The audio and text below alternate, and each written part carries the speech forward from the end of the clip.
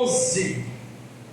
Nós vamos meditar sobre um texto da palavra de Deus, em que o Espírito do Senhor aplicou ao meu coração durante esses dias, e eu quero participar a vocês dessa mensagem da parte do Senhor. Juízes, capítulo de número 11. Eu vou aguardar a igreja do Senhor encontrar o texto sagrado.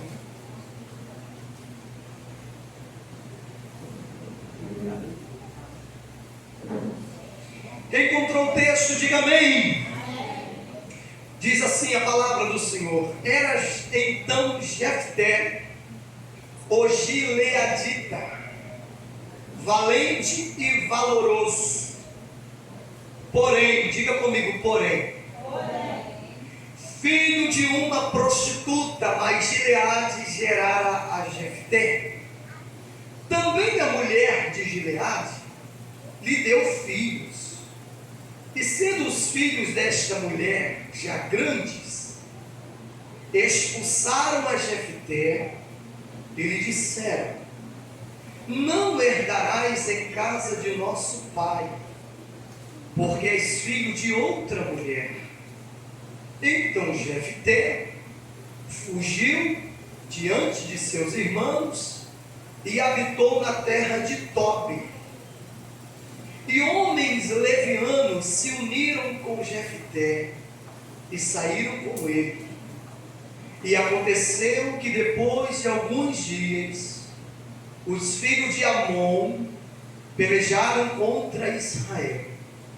E aconteceu, pois, que, como os filhos de Amon pelejassem contra Israel, foram os anciões de Gileade buscar a Jefté na terra de Tobi, e disseram a Jefté: vem e sê-nos por cabeça, para que combatamos contra os filhos de Amon. Porém Jefté disse aos anciões de Gileade: porventura não me aborrecestes a mim, e não me expulsastes da casa de meu pai? Por que, pois, agora viestes a mim, quando vocês estão em aperto? E disseram os anciões de Gileade a Jefté: por isso, tornamos a ti, para que venhas conosco e combatas contra os filhos de Amon, e nos sejas por cabeça sobre todos os moradores de Gileade.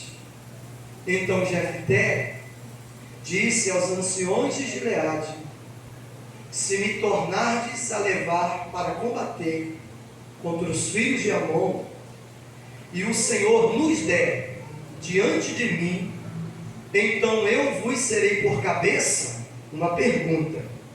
E disseram os anciões de Gileade a Jefté: o Senhor será testemunha entre nós, e assim o faremos conforme a sua palavra.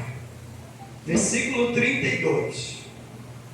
Assim Jefté passou aos filhos de Amon a combater contra eles, e o Senhor os entregou na sua mão.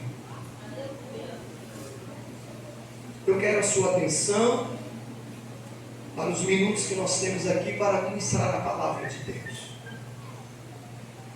O texto que nós acabamos de ler, ele é um texto muito interessante, porque ele fala de um momento de superação.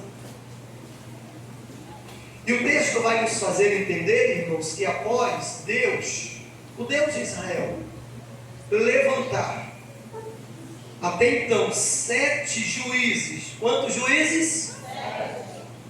Para libertar a nação de Israel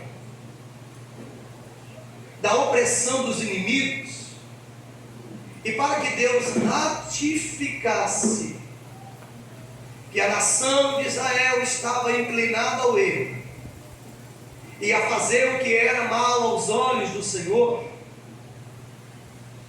Mesmo assim, Deus decide, por mais uma vez, levantar o 8º juiz para libertar a nação de Israel da opressão. Se você observar aqueles que já tiveram o privilégio de ler pausadamente o livro de Juízes, você vai encontrar que uma das expressões que mais se repete nesse livro é a seguinte expressão: e fez o que era mal aos olhos do Senhor. Do capítulo 1 ao capítulo 10, essa expressão se repete por várias vezes, trazendo consigo assim, não só a tristeza, mas o juízo de Deus sobre Israel. Porque ao mesmo tempo que Israel, irmãos, errava, Deus tomava uma decisão. Qual era? Deus automaticamente entregava o seu povo nas mãos dos inimigos. Mas pastor, era assim? Era algo automático. E quando chega no capítulo 10, Deus nos faz entender que já estava saturado, irmãos, dos erros do seu povo.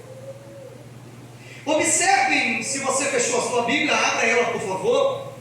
Observe a narrativa do versículo 10 até o versículo 14. Olha o que está escrito aqui, no capítulo 10, versículo de número 10 ao 14, diz assim: então os filhos de Israel clamaram ao Senhor, dizendo: contra ti havemos pecado, porque deixamos ao nosso Deus e servimos aos Baalins. Porém o Senhor disse aos filhos de Israel: porventura dos egípcios, dos amorreus e dos filhos de Amon e dos filisteus e dos sidônios e dos amalequitas e dos maonitas que vos oprimiam, quando a mim clamaste, não vos livrei eu então da sua mão? Deus perguntando, versículo 13: contudo vós me deixastes a mim e servistes a outros deuses, pelo que não vos livrareis mais. Andai e clamai aos deuses que escolhestes, que vos livrem eles no tempo do vosso aperto. Esta é a posição ou o posicionamento de Deus em relação a Israel, no contexto que nós acabamos de ler. Mas só que após o capítulo 10, o versículo de número 8 nos fazer entender, de 18 anos de opressão, Israel ficou angustiado. Tamanha era a opressão. Imagine, irmãos, vocês 18 anos sendo oprimidos por um inimigo, Eduardo. A nação ficou angustiada, ficou oprimida, e eles tomam mais uma decisão, mais uma vez. Eles clamam, gardeniam ao Senhor. E a narrativa que lemos nos faz entender que Deus não queria mais conversa e muito menos livrar Israel, devido ao alto índice de erro que Israel ainda persistia em trilhar, em fazer o que era mal aos olhos de Deus. Só que Israel conseguiu atingir, irmãos, o coração de Deus pelo fato de, no versículo 16 do capítulo 10, o texto diz que Deus se angustiou e Deus percebeu que Israel estava em desgraça. Diga comigo, desgraça. Pastor, o que é alguém estar em desgraça? É estar desprovido da graça e do favor de Deus. E Deus se angustiou pelo fato aqui, irmãos, que se ele tirasse totalmente a sua graça de sobre Israel, o que é que aconteceria? Qual seria a probabilidade a probabilidade seria que a promessa que Deus havia feito aos patriarcas, Abraão, Isaque e Jacó, ela seria invalidada, visto que a nação, ela seria totalmente destruída. E se existe algo que Deus vela, é pela palavra que Ele libera acerca da vida de alguém. Você lembra do que Deus disse a Jeremias, no capítulo 1, versículo 12? O Senhor diz ao profeta: eu velo pela minha palavra para fazê-la cumprir. O termo velo vem de velar. E o que significa velar, pastor? No original, esse termo significa estar ao lado de alguém acordado. Ou seja, Deus está ao lado da palavra que Ele liberou. Ou seja, olhe para cá. Se Deus lhe fez alguma promessa, vai dormir tranquilo, crente. Porque Deus vai estar ao lado da promessa até que ela se cumpra totalmente na sua vida. Você crê assim? Pode dar glória a Deus por isso. Deus havia, irmãos, feito uma promessa a Israel. Por intermédio dos patriarcas. E o interessante, que Deus não iria permitir que a promessa fosse invalidada. E o que Deus faz? Deus decide atender mais uma vez o clamor do seu povo, para libertar Israel dos seus inimigos, opressores. E quem era nesse tempo de 18 anos? Os amonitas. Aí você me pergunta, pastor, quem eram os amonitas?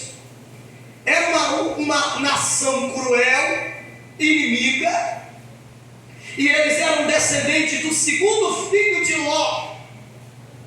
E no capítulo 10, no versículo 18, a Bíblia vai começar a nos fazer entender, e o Espírito vai começar a te fazer entender a mensagem, que os príncipes e o povo de Israel se reúnem.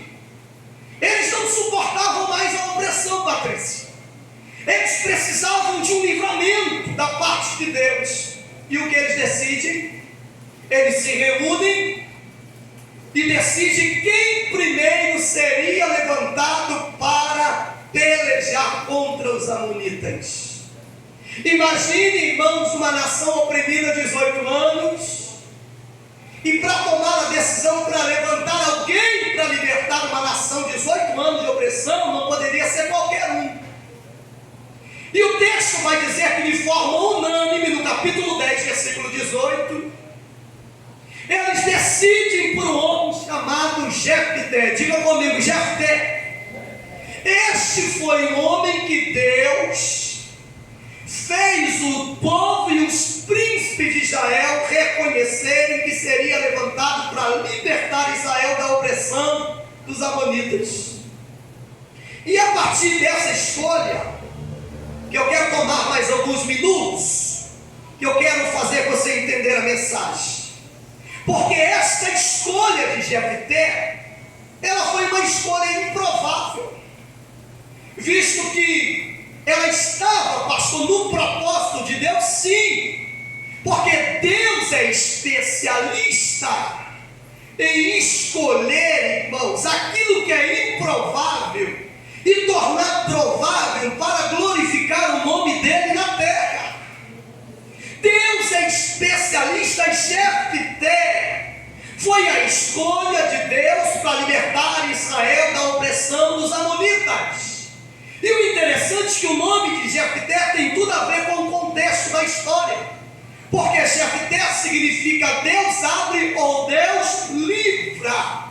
Foi o improvável que Deus usou para livrar Israel. Pastor, por que é que o Senhor diz que Jefté foi improvável escolha de Deus? Primeiro, Deus nos ensina em Jefté que Deus, na maioria das vezes, Ele contraria as escolhas humanas, o conceito humano, e a Bíblia ela é especialista, ela é detalhista nisso. Você lembra do que Paulo disse na primeira carta aos Coríntios, capítulo 1, versículo 27 ao 29?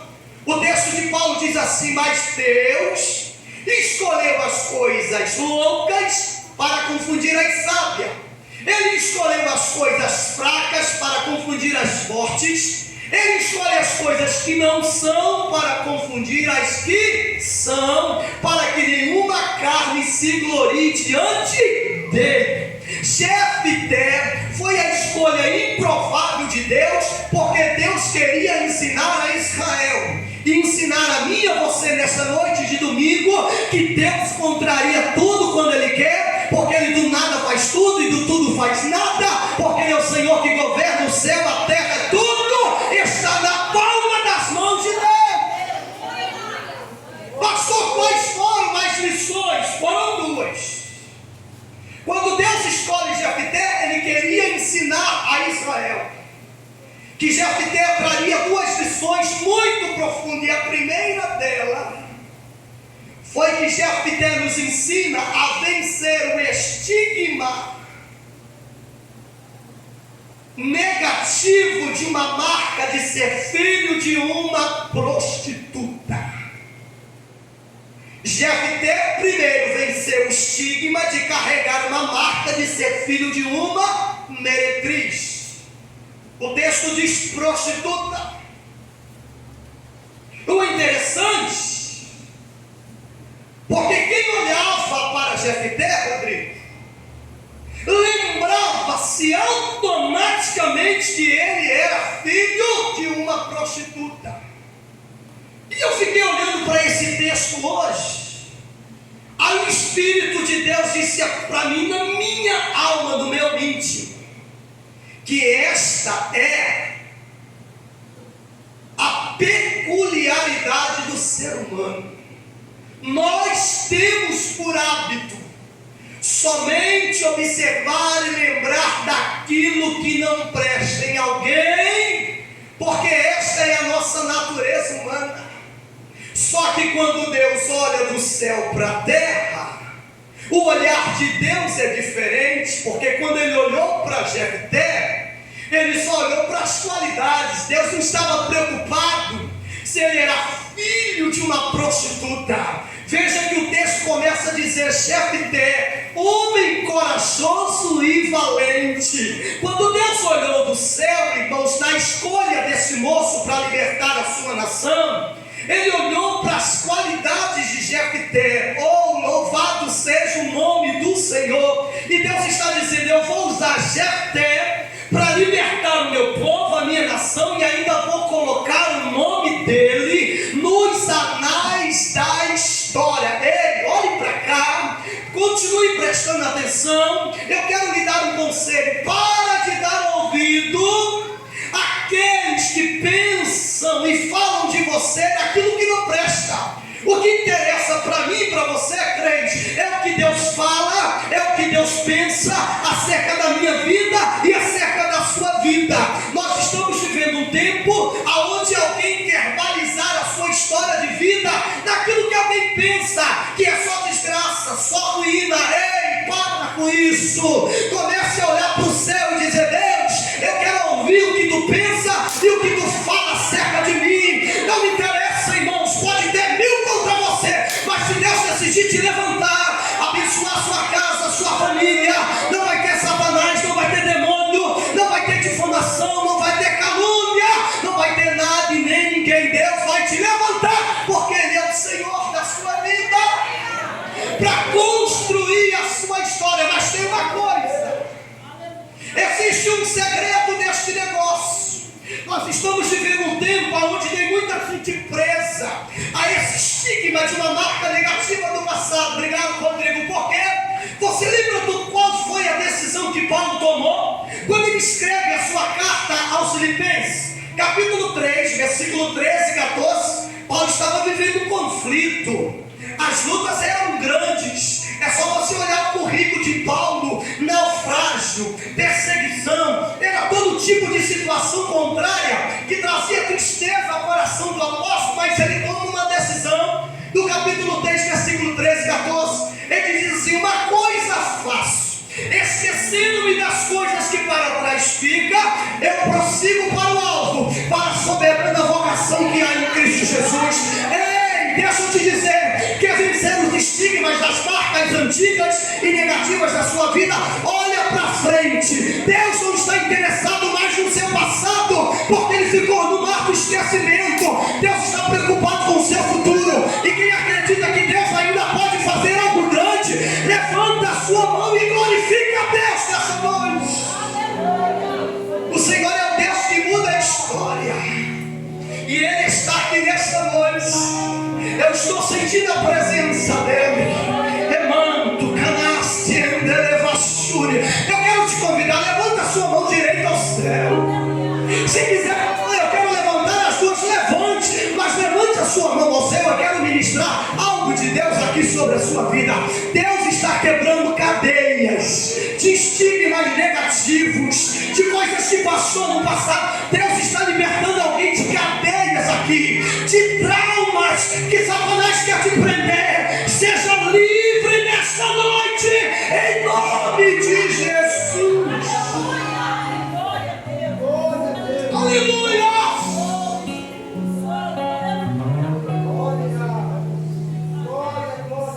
Pastor, qual foi a segunda lição que Jefté nos ensina nesse texto? Ele venceu o desprezo dos seus meio-irmãos. Pastor, por que meio-irmãos? Porque Jefté, ele era irmão somente por parte de pai. Só que os seus meio-irmãos, querendo ou não, sabiam que Jefté era filho do mesmo pai deles. E o texto diz, Cíntia, que os seus meio-irmãos, além de terem desprezado, eles tomaram a decisão de expulsarem Jefté para bem longe, para que ele não herdasse a herança do seu pai Gileade. Aí você está sentadinho aí nessa cadeira, olhando para o pastor, me ouvindo, e talvez pensando, mas pastor, que covardia foi essa que os seus meio-irmãos fizeram contra Jefté? E eu te respondo, sim. É bem verdade que, se olharmos aqui dentro da ótica humana, foi uma baita covardia. Só que, se você olhar e entrar na dimensão do Espírito e na revelação da palavra, você vai entender que essa covardia, ela tinha um propósito de Deus. E Romanos 8, 28, Paulo vai ensinar a dizer que todas as coisas contribuem juntamente para o bem daqueles que amam a Deus. Até as covardias que eu e você vivenciamos, elas fazem parte de um propósito de Deus. O desprezo, a expulsão de Jefté, irmãos, pelos seus meio-irmãos, só estava nada mais, nada menos preparando Jefté para o caminho da honra que Deus estava preparando. Pois aqui Jefté não permitiu que o desprezo, que a expulsão dele de Gileade causasse algum tipo de trauma, nem trouxesse a Jefté um sentimento de vitimização, de como pobre coitadinho. Não, tudo isso foi usado para construir e fortalecer em Jefté um caráter sólido. Aleluia, escute isso. O segredo da nossa vida se dá, irmãos, como nós aprendemos a lidar com os obstáculos da vida. Há quem diga que aquilo que não nos mata nos fortalece. E Jefté, ele não morreu, ele foi fortalecido, Bianca, pela expulsão, pelo desprezo, por tudo aquilo que os seus meio-irmãos o causaram. Até porque Jefté não tinha culpa do passado da sua mãe, se ela era uma meretriz, e Deus, pastor, Deus do trono, ele sabia isso. Mas quando Deus decide levantar alguém, não interessa se a pessoa mora lá no lugar mais longe possível, se ela é de uma família nobre ou de uma família pobre, para Deus não interessa, até porque Deus visitou uma jovem virgem da cidade menor do território de Israel, que foi Nazaré, para fazer o seu filho nascer. Deus ainda confunde, porque Ele é Deus acima de todas as coisas, e se Ele decidir te abençoar até o final do ano, se prepare, não vai ter pandemia, não vai ter diabo, não vai ter sistema, não vai ter inflação. Se Deus decidir, Pedro, Ele abre as portas, Ele escancara, porque Ele é o Senhor que ainda tem o poder na palma das mãos. Pastor, e a terceira lição desse texto? A terceira lição, observe que quando Jefté foi expulso, o texto diz que ele é expulso da cidade de Gileade. Diga comigo, Gileade. Diga assim, Gileade. Ele vai para Tobi. Diga assim, de Tobi ele volta para Gileade. Aqui existe uma revelação de Deus, e eu quero que você aguce mais a sua atenção. Ele foi expulso de Gileade e vai parar em uma cidade chamada Tobi.